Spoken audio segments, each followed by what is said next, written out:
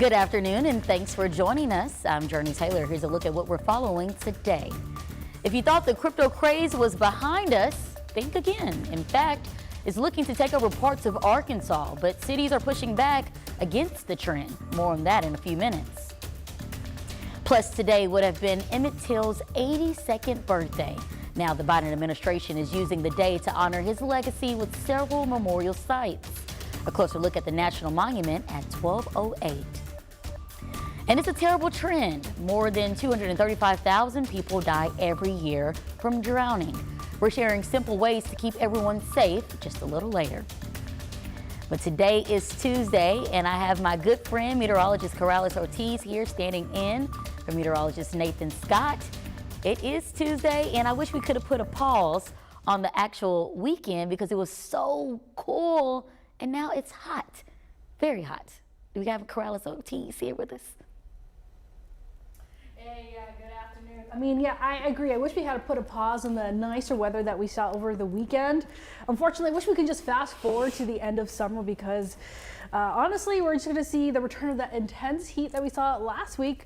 It's making a return once again. We're already seeing temperatures in the 90s this afternoon, and of course the humidity has slowly been climbing, so heat index values are slowly beginning to creep back up into the upper 90s, meaning that's how it feels like outside. I don't think though today we're expecting much in terms of widespread heat advisories or heat alerts in the area, but we could see some of that later in the week.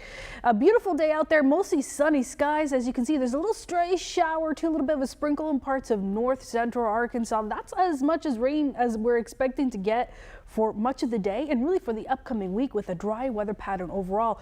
Highs will be approaching the upper 90s this afternoon for many locations. And of course, those temperatures are still going to be sticking around and slowly begin to climb over the next few days. So I'll talk about this other heat wave that we're expecting in the forecast coming up.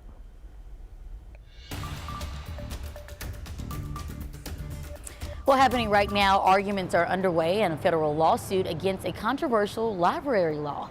Arkansas Act 372 gives elected officials the final say on where books should be placed in libraries.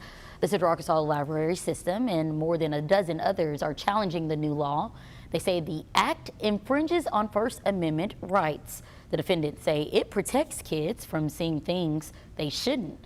We're going to have the very latest on today's hearing tonight at 5 and 6.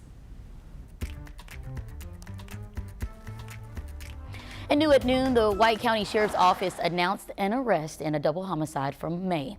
It's a story we've been following ever since, and Derek Holloway is now charged with capital murder in the deaths of Christy Lee and Christopher Durham. The two were found dead at their home on Muscadine Lane on May 2nd. Holloway is set to appear in court on September 5th. And 3 people are behind bars this afternoon charged with a February hit-and-run death in Conway County. Scott Kemp, Stephen Horman, and Tiffany Trammell facing manslaughter charges in the death of Savannah Oden. Police tell us that her body was found on the side of a road near the Birdtown community on February 16th. Investigators later determined she was killed in a hit-and-run. The 3 suspects were taken into custody yesterday after police received a tip from someone. Now, close to 200 accused criminals now facing charges after a massive search carried out by several agencies across Central Arkansas. The arrests, the results of a 3-day sting called Operation Extended Stay. The idea was to take some of the most wanted people in Central Arkansas using extra resources and taking them into custody. In total, 188 people were arrested, including 5 people wanted for murder, including 1 from December.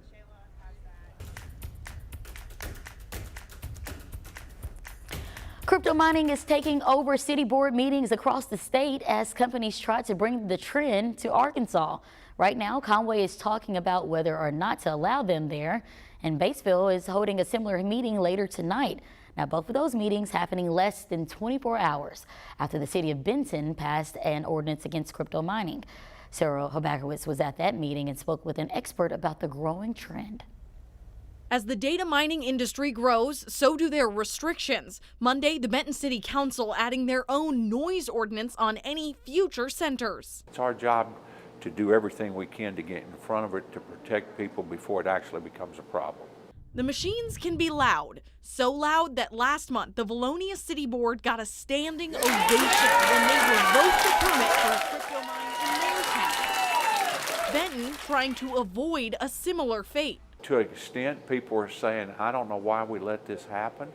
If there's something that you can do to prevent this amount of noise in your city, you need to do it. The ordinance passed unanimously with an emergency clause, putting it into effect right away. It comes just days before a new state law limits local government control over crypto mining specifically.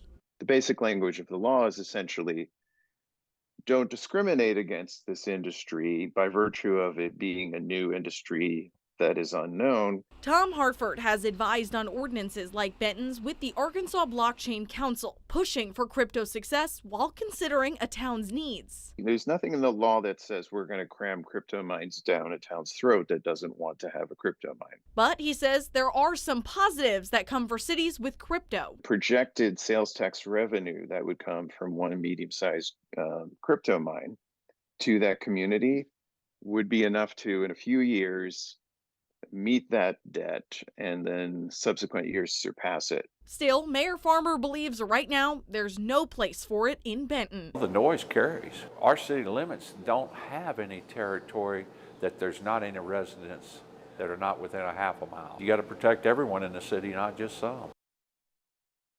Well, the new law that adds a layer of protection for crypto mining goes into effect at the end of the month. Meanwhile, changes coming to Arkansas's temporary tags. Starting August 1st, which is next Tuesday, temporary tags will last 60 days after the purchase date, doubling the current timetable. It's all because of new legislation that also extends the time frame for people to pay the sales tax and register their vehicle. Now, keep in mind, any vehicle purchased before August 1st will still have to follow that 30-day rule. The changes aim to reduce the number of expired tags on Arkansas roads, and we're going to have more on that tonight at 5 and 6. Drivers all over Central Arkansas are familiar with the headaches of highway widening projects. Yes, a different form of transportation is in need of expansion, but it shouldn't be much of a pain. The Arkansas River is a maritime superhighway, shipping $11 million a year, but there's potential to carry more on top, but going deeper below. As it stands right now, the Arkansas River averages about 11 million tons of commodities shipped up and down the river system. We believe when we go to a 12-foot channel, we'll see an increase in about 40%. Well, it sounds like the Army Corps of Engineers is about to get to digging to eventually allow barges more space below in the river's navigation channel. But Tuesday night at 10, Worley Holt finds out they actually don't plan on digging that much, and they pay off the payoff they expect by going deeper.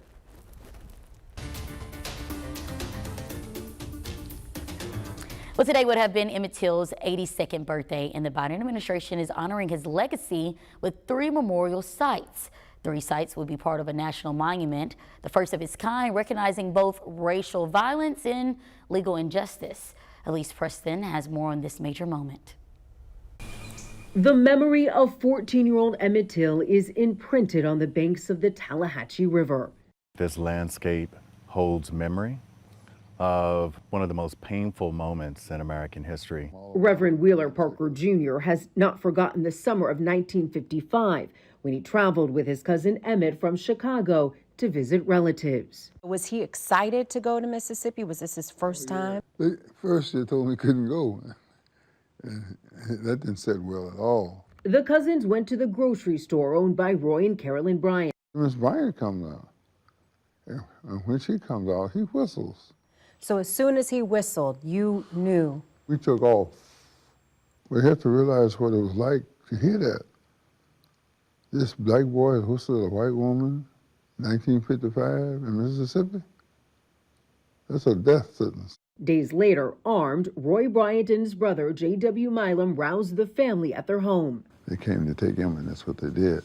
Till's almost unrecognizable body was found in the river. The brothers were charged with murder, but found not guilty by an all-white jury. Till's mother, Emmitt Till Mobley, held an open casket funeral at Roberts Temple in Chicago. That act alone is said to be the catalyst for the civil rights movement. Marvell Parker is married to Wheeler Parker. Their focus now is restoring the 100-year-old church building, which needs roughly $20 million.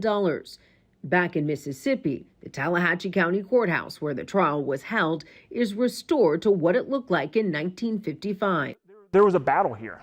There's a battle for the soul of this nation. And that day, we all lost. Brent Leggs, who worked for this national monument designation, hopes it will bring attention to the estimated 5,000 additional Black U.S. historic sites in need of $500 million for preservation. It isn't for our nation to remain stuck in a painful past. It really is to challenge our nation to say that we can do better. Elise Preston, CBS News. Now, over the years, the riverside has been vandalized multiple times, and they're hoping vandals will now be deterred because defacing a national monument is a federal crime. In other news, President Biden is announcing new rules today, which the White House says will expand the number of mental health providers who accept insurance. The rules strengthen laws already in place, making it harder for mental health providers to opt out of insurance coverage. The administration estimates the rules will improve access for more than 150 million Americans. Well, the Women's World Cup may be underway, but it's not the only game in town. We're taking a closer look at the sport of swamp soccer. Still ahead. Corrales? Interesting. I mean, I guess it's a good way to even kind of cool off when you're outside playing the sport. But I mean, we'll be seeing a little moisture in the area besides, some humidity. But in terms of rainfall chances in the forecast, well, not a lot of it is in the picture. But we also have some heat back in the picture for us. I'll talk about that coming up.